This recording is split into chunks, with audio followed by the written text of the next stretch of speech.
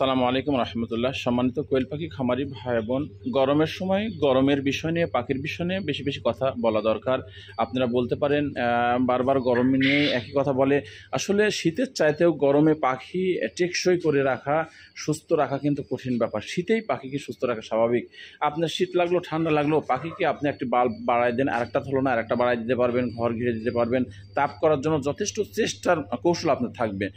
কিন্তু প্রাকৃতিকভাবে যদি রৌদ্র গরমটা পর্যাপ্ত পড়ে, এইটা আপনার নিবারণ কিভাবে করবেন? এটা আপনাকে বুদ্ধি খাটায় খাটায় অন্তত পাখিকে একটু হলেও স্বাভাবিক রাখার চেষ্টা করতে হবে। চারিদিকে এমন গরম, এমন পর্যাপ্ত গরম, আমি ঘেমে গেছি। সেই সাথে দেখেন আমার ইনকিউবেটর মেশিনটাও খুলে রাখছি, মানে বন্ধ রাখা যাবে না, এত হিট। আপনার এটা আমার স্যাটার, যেটা খুলে রাখছি। এমনকি হ্যাসারটাও দেখেন এই যে খুলে রাখছি। এমনকি এত গরমের চাপ যায় 16 দিনেও বাচ্চা বের হয়ে যাচ্ছে।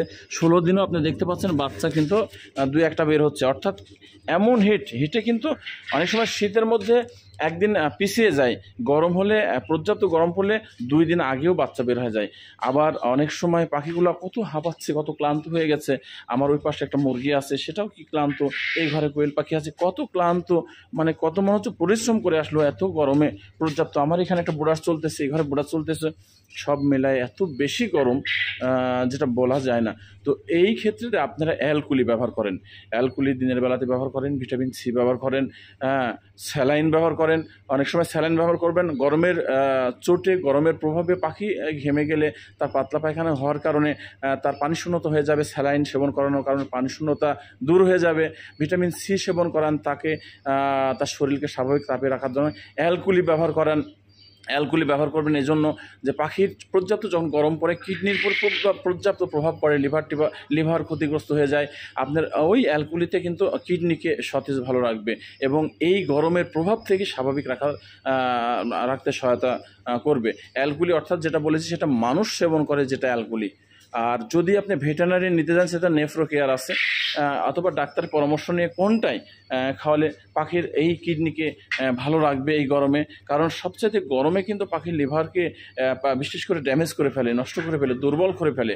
আর আপনি যখন এই সব পদক্ষেপগুলো নেবেন, আবার মাঝখানে আপনি ফ্রেশ সাদা পানি সেবন করবেন।